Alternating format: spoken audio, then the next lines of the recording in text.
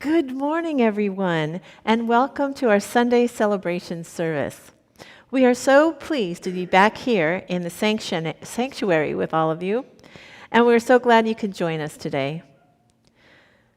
A special welcome to those viewing us live on Facebook, YouTube, and Zoom. I am Reverend Tamara Merrill, and I'm a staff minister here at our center. We're located in the Live Oak neighborhood of Santa Cruz, and we honor the ancestral land that we occupy of the Ama Mutsun tribe. Our theme this month is Stepping into the Unknown.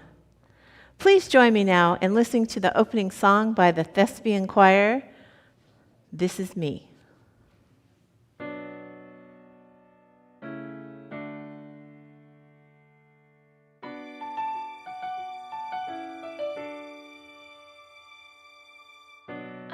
A stranger to the dark. Hide away, they say, 'cause we don't want your broken parts. I've learned to be ashamed of all my scars. Run away, they say, that no one will love you as you are. But I won't let them break me down to dust. I know that there's a place for us, for we are glorious.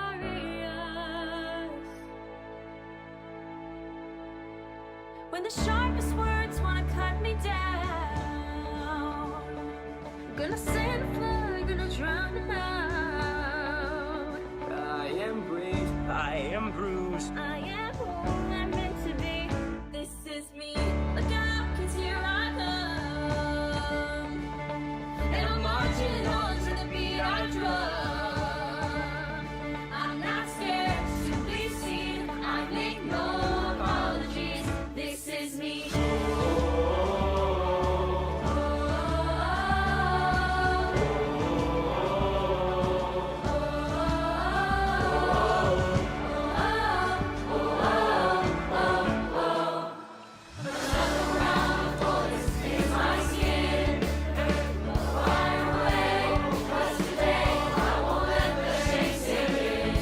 We are bursting through the barricades, reaching for the sun. We are warriors. Yeah, that's who we become. Won't let them break me down to dust. I know that there's a place for us.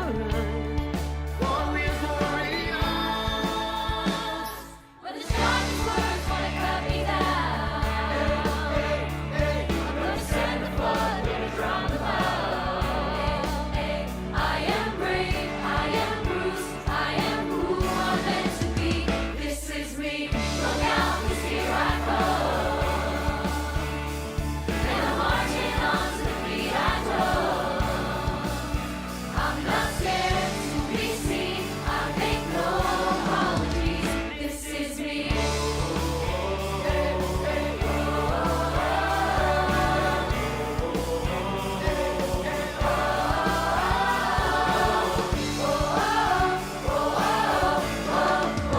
This is me.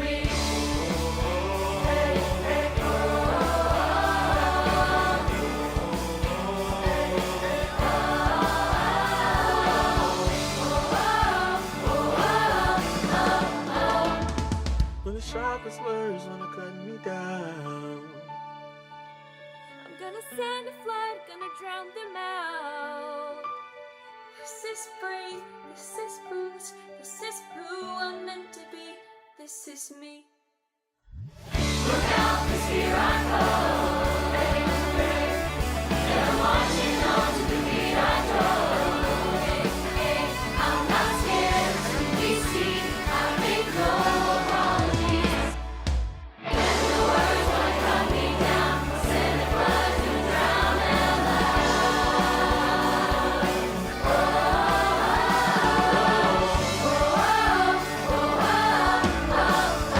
This is me.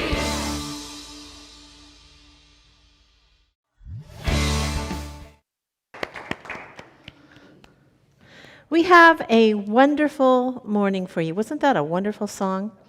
This center is part of a worldwide global movement known as Centers for Spiritual Living. We share a purpose, a vision, and a mission with our movement. And we have our own centering statement for our community. Let's say this together mindfully. We are a spiritually progressive community that transforms lives and the world through a philosophy of possibility thinking and responding to life with love. So we have this morning planned for you, and it will begin with a brief spiritual practice by our very own Reverend Elijah Christopher. Then we will have some more music, and then our beloved Reverend Alice will speak to us. Elijah. And so, good morning. We're going to begin by taking in some words from Thich Nhat Hanh, followed by a moment of prayer and reflection. So I just want to invite us to take a moment and take a deep breath and let go and contemplate these words. Enlightenment. For a wave in the ocean is the moment when the wave realizes it is water. When we realize we are not separate, but a part of the huge ocean of everything, we become enlightened. We realize this through practice, and we remain awake and aware of this through more practice. And so, my friends, let us take another breath and move into our spiritual practice of spiritual mind treatment by closing our eyes. And together, let us just bring in the awareness that there is indeed one seamless presence that is intimately and intricately interwoven into all of existence. That there is one life, one consciousness that is moving in all things, in all circumstances, in all people. That it is from this one mind that not only do all of the laws of the universe that shine the sun and grow the trees and spin the planet, no, but not only that, but from that one mind, so flows our consciousness, so flows each one of us. That we are part of the universe, that we are part of the whole. And so let us just be in this collective awareness today that indeed there is only one of us here. I call that one God.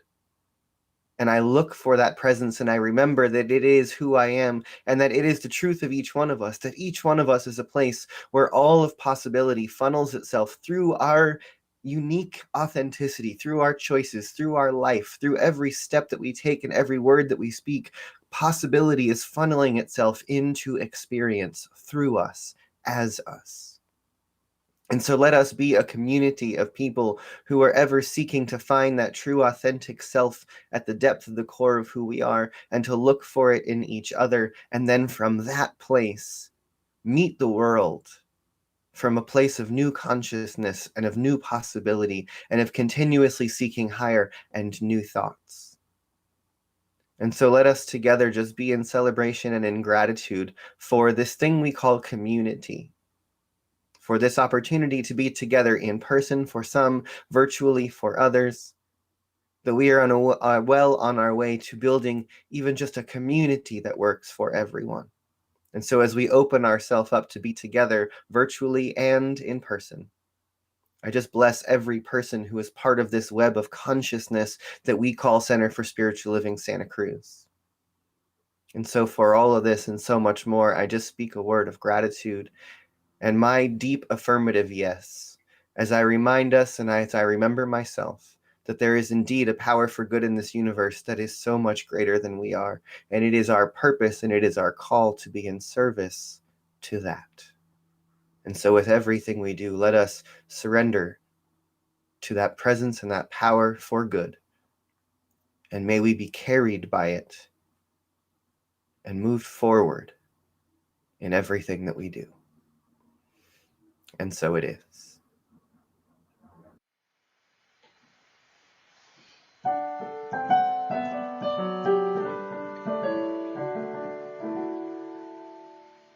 It was another lousy day at work, so at lunch I took a drive to figure out just how it was that all my dreams had died. Down a red dirt road was an old wooden church on the edge of a cotton field, and I big old ancient oak tree, waving to me in the breeze.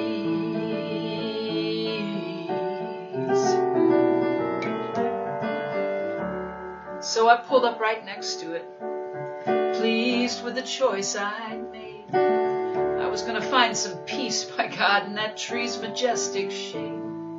I didn't expect what I heard next, since I thought I was alone. A gentle voice said, I'm so glad you found your way back home. And it said, the answer you're looking for is right inside your heart. Why not try to open it wide? You'll find a brand new place to start. All I know is time won't wait. Slips like water through your hands. You should know that it's not too late to make a change in plans. It's all I know.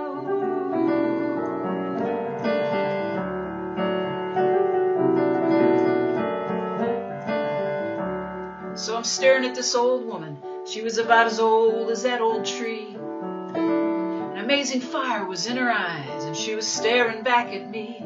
I asked her where she came from and if I'd lost my sanity. She said, honey, when you asked for help, you ended up with me. The answer you're looking for is right inside your heart. Why not try to open it wide? You'll find a brand new place to start.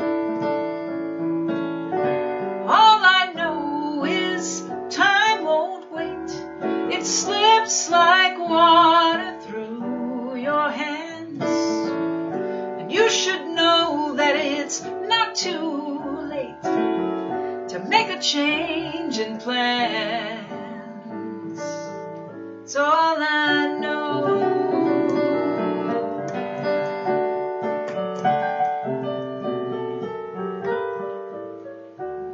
So I woke up under that sprawling oak as day turned into night. A gentle breeze had spread the leaves, and a single ray of light became that woman's smile as she disappeared from sight. How else could I thank her but to act on her advice? The answer I was looking for was in my heart, it's true. Changed my plans and here I am, singing all my songs for you. And all I know is time won't wait. It slips like water through your hands. You should know that it's never too late to make a change in plans. It's all I know. It's all I know. It's all I know.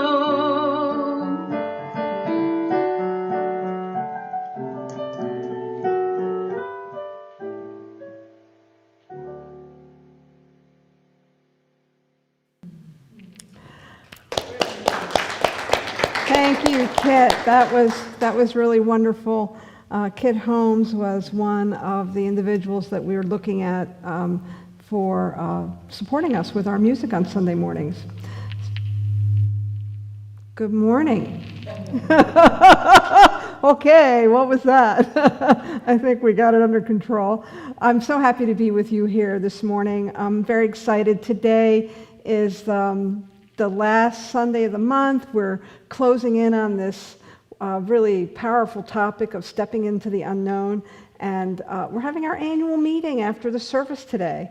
And what that means is that we pull our membership together at least once a year, sometimes more often, and we look at the year that has just ended, and we look at where we've been, and we begin to look to where we want to go, and we talk about and celebrate our volunteers and our leadership. And so I hope that you'll join us for that. Now, it's important to know that it is going to be both on Zoom and you can also join us here in the sanctuary. But if you're watching on YouTube or Facebook, we won't be broadcasting it, so you'll have to hop on Zoom or hop on over. So today I have the topic today of talking to you about stepping out and stepping in, and I want to start with this powerful quote by Joseph Campbell. And Joseph writes, "We must be willing to let go of the life we planned so as to have the life that is waiting for us." Maybe some of you have heard that before. It's very profound. And it made me reflect on the planning that I was doing in late 2019 and into 2020. And I had all kinds of really great things planned for this community. We were going to venture out into live streaming. We'd never done that before. And oftentimes when you put together a plan, you have some steps to that plan. And so as I was thinking about how we would live stream, nowhere in my plan was a worldwide pandemic where we would all have to be home and we could have to close the center and we would not be able to be together for months at a time. It was nowhere in my plan. And yet here we are standing here 15 months later and we're live streaming. And we're doing it with quite a bit of finesse, I'm told, by my colleagues. And it just goes to show you that, as Joseph Campbell said, we must be willing to let go of the life that we plan so that we can step into the life that is waiting for us. I know that as we've moved through this thing called COVID and pandemic and sheltering in place, that a lot of things have seemed to contract. A lot of things have changed. We've had to change the way we're doing things. And we don't know what is necessarily going to be temporary and what will be some of the changes that we might walk out into whatever the new normal is. I'm pretty sure we haven't arrived at it yet, but we're moving closer to it. And while we're still in the weeds with this worldwide pandemic, we have adjusted, have we not? We have learned how to wear our masks. We have learned how to take care of and protect each other from a disease that is deadly to some. We have learned how to function in a world that doesn't look anything like it did 2 years ago. And we're very adaptable. We're very adaptable. I remember the first time I had to walk out in the world and go grocery shopping from the shelter in place. Do you remember? Do you remember looking around at all the people with masks on? I remember wanting to cry. I remember how painful it was to think that I couldn't see your smile, that I couldn't smile back to you, that I couldn't connect with you in the ways that I'm used to connecting with people. And yet, if I go into a store now, it's absolutely easy for me to put my mask on, and I've learned how to, instead of connecting with you through a smile, I've learned how to connect with you through the look in your eyes. We adapt. We begin to learn how to move through things, and it is through that adaptation that we begin to create. And despite this pandemic, despite this shelter in place, despite all the things that we've been through, what I still know to be true is that human beings are meant to connect and be together.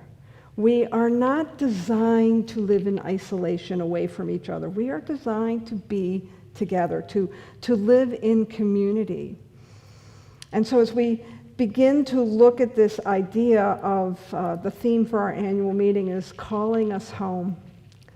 It is time for us to think about what it's going to be like to walk out into the world and to be together again and to learn how to do things in community again. It's time to start thinking about coming home. And I am reminded of one of my favorite parables, the prodigal child, or as some might know it, the prodigal son.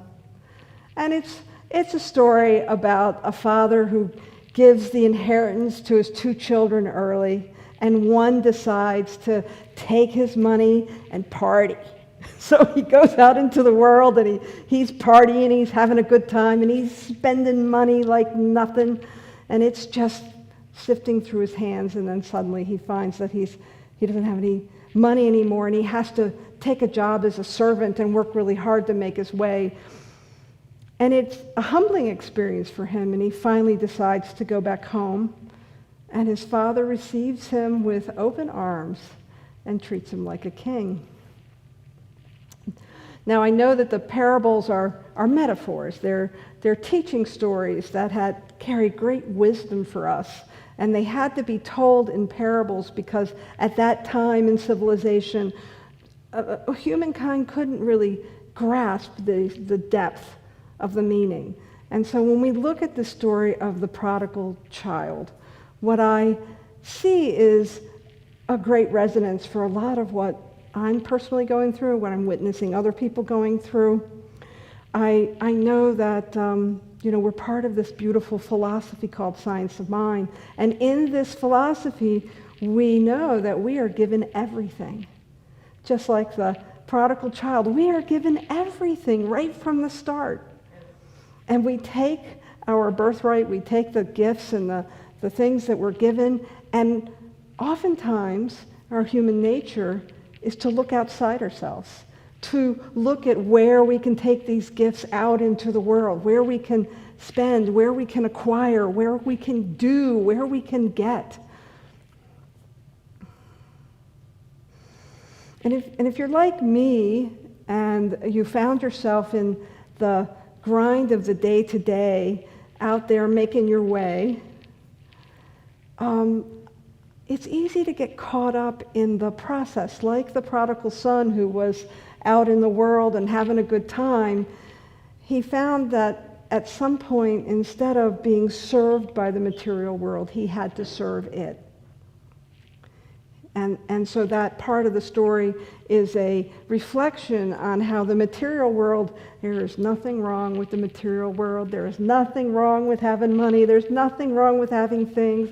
But when we get too attached to them, when we try to make them serve us, in the end, we will end up serving them. And in my own case, I found myself as a business owner, as a provider, as a consumer. It left me longing and wanting more. And it brought me to this place of turning my attention from the outer world to the inner world so that I could come home to a greater understanding of who I was and who I was meant to be. A greater sense of my purpose.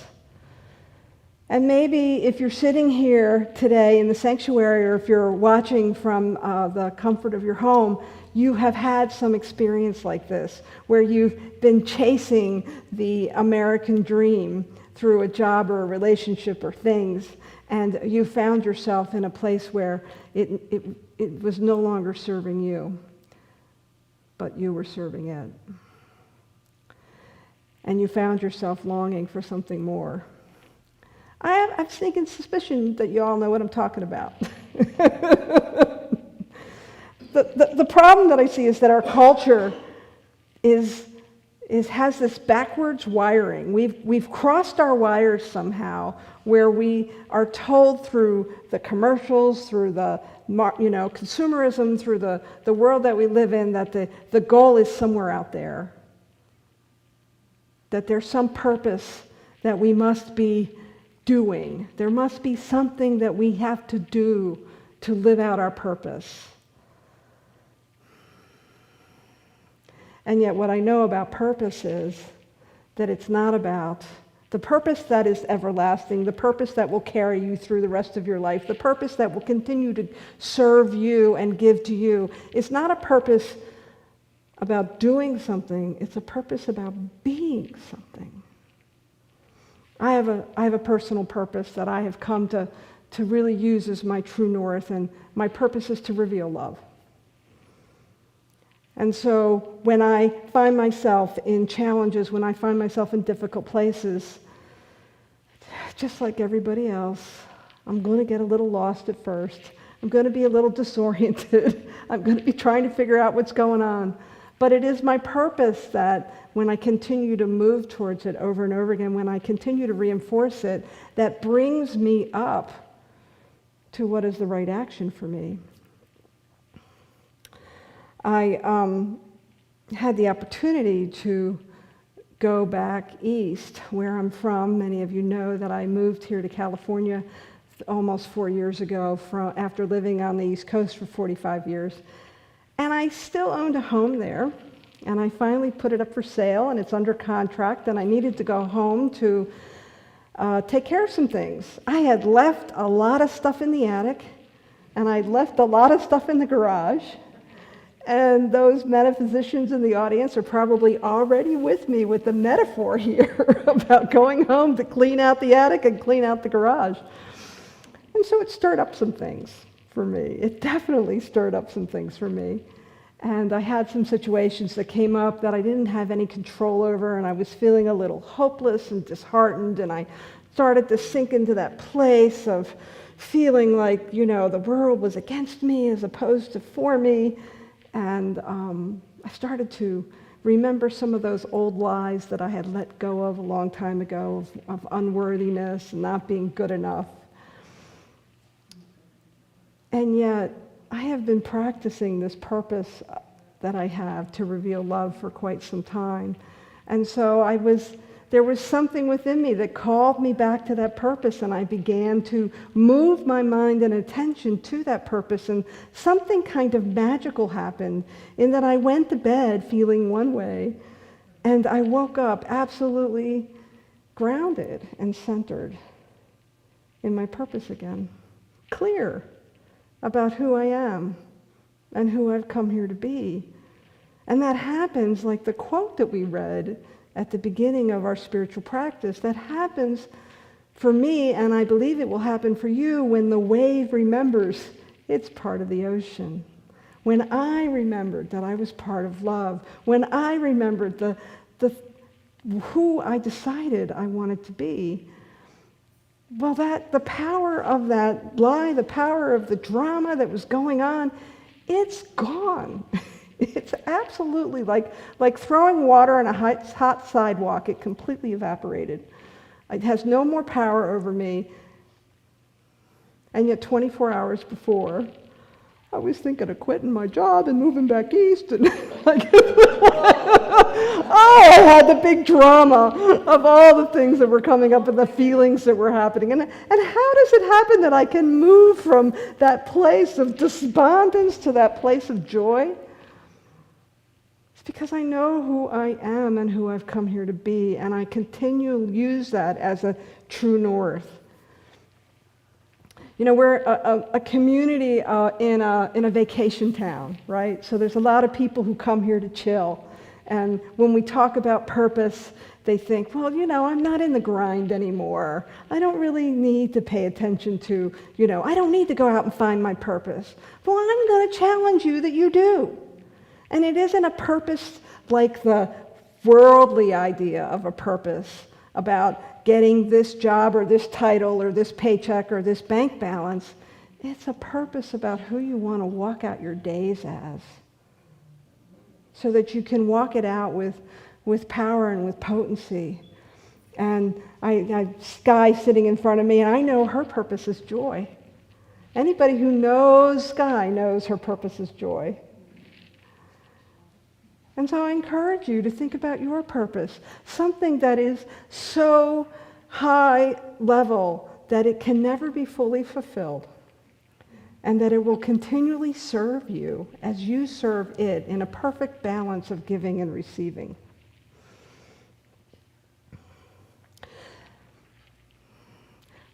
Wonderful, high, beautiful words talking about purpose, and then you're going to walk out this door with your mask, wondering who's vaccinated and who's not vaccinated, wondering, when you're going to be able to be together again. All that stuff is still waiting for us. And what I've recognized in the last 15 months is that we've been bombarded with fear. We've been bombarded about all the things we really need to be afraid of. And somebody wise, many people wise, have said that fear is false evidence appearing real.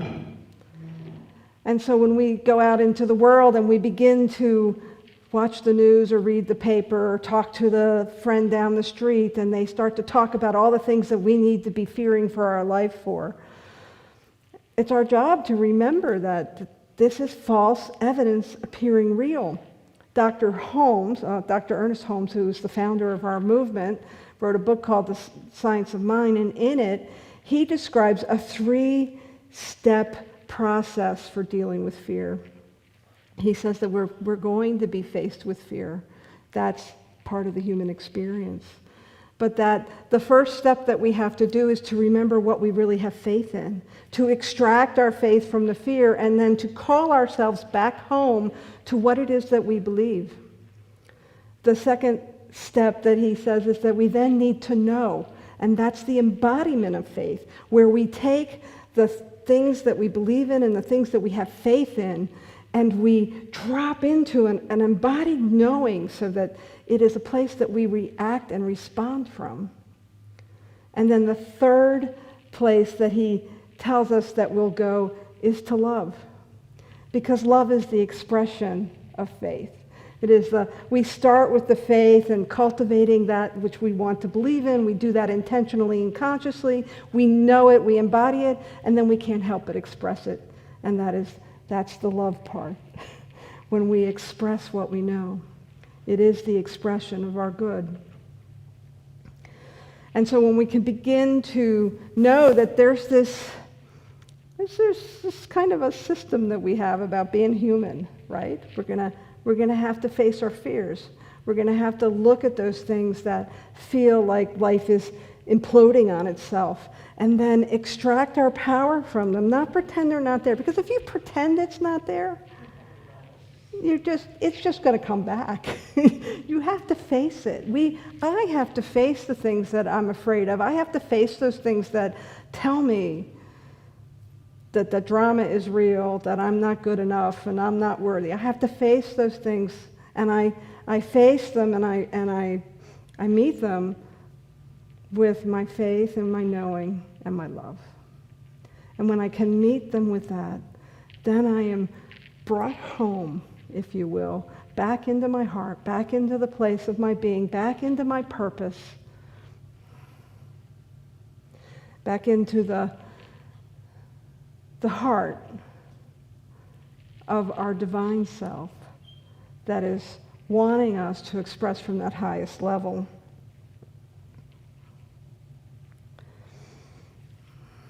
And like the prodigal child, we come home again.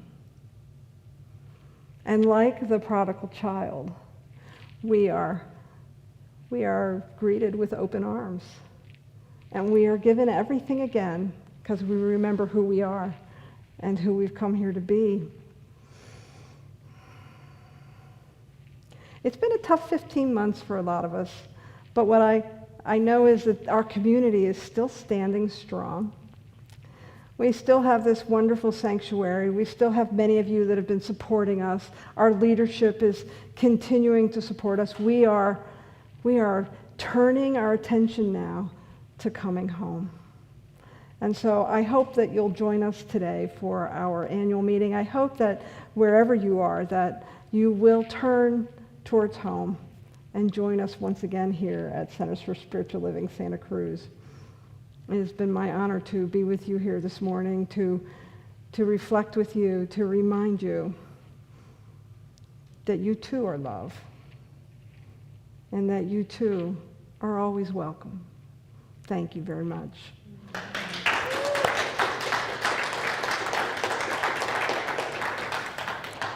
And so it's time to do what we do, which is to do spiritual mind treatment and affirmative prayer. And so if you'll join me, I want to start actually with a wonderful quote. It was actually in your sacred covenant that brought me here to this center 4 years ago, and it's a quote by Krishnamurti. So if you'll close your eyes and take a breath and hear these words. It is love alone that leads to right action. What brings order in the world is to love and let love do what it will. And so from that place of absolute trust, trusting that we are always guided, guarded, and directed, that there is a power and a presence that is forever animating life. It is moving in, as, and through each one of us. It knows that highest good, that highest potential that exists in all humanity and all life. And so we allow ourselves to remember our unity with it. We remember that we are one. We are one with love. We are one with beauty. We are one with joy. We are one with wholeness and freedom. We are one with all these perfect qualities. And in this oneness, we allow ourselves to be that great receptor, the repository of the good that wants to express itself here in the world. And so I know for each one, as we continue to walk out our days, as we continue to look towards what it is we want to create out of this stirring up that has happened here in the world, I trust that each one is illuminated by purpose. That each one is illuminated by who they want to be. That even in the great unknowingness, that we can trust that it is purpose that will lead us, and it was purpose that will guide us, and it will be purpose that will inform our response to the world as it continues to meet us with its little ideas, with its attachment to things. I trust for each one of us that there is a greater good that is absolutely calling us forward, and that each one welcomes who they have come here to be, and each one welcomes walking that out with power and with presence. I'm so grateful to know this highest truth for each one. I am so grateful that we are forever coming home to love, coming home to purpose, coming home to power, and that there's nothing that can truly stand in the way of that. It is with an open and surrendered heart that I simply locate this prayer in the law, and I know it is the law that carries it forward. And I give great thanks for all that has transpired, and all that is, and all that will be, for I know that this too is God, this too is good. And I keep my heart open to it. And we anchor this prayer as we anchor every prayer by saying together, and so it is. Thank you.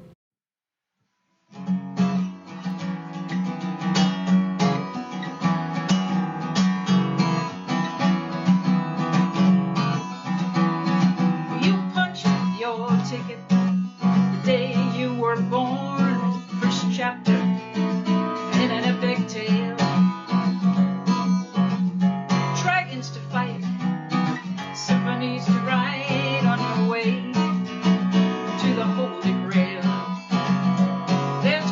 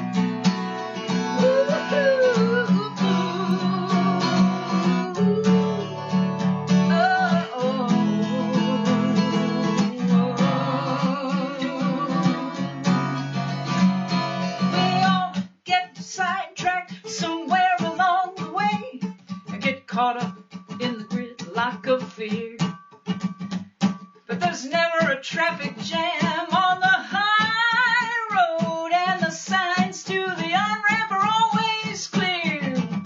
There's this one long road, call it destiny, call it fate. One long road, the one that bears your name, where love is always on your side. Get out there and ride, where love is always on your side. Get out there and ride. Get out there and ride. Said get out there and ride.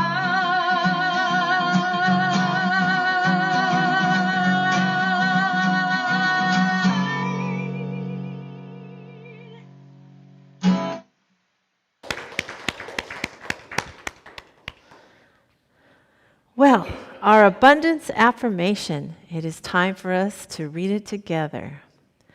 I open myself to receive great prosperity, health, and healing. Gratefully, I receive the gift that I am seeking. I accept my good and send it on to bless all humanity. I am thankful to be so richly supplied and so able to serve. I am fully blessed, and so it is. Appreciation time. Thank you to our broadcast staff, Nancy, Stacy, and Susan. Thanks. Woo! Thanks to the musicians, the Thespian Virtual Choir, and Kit Holmes. Yay!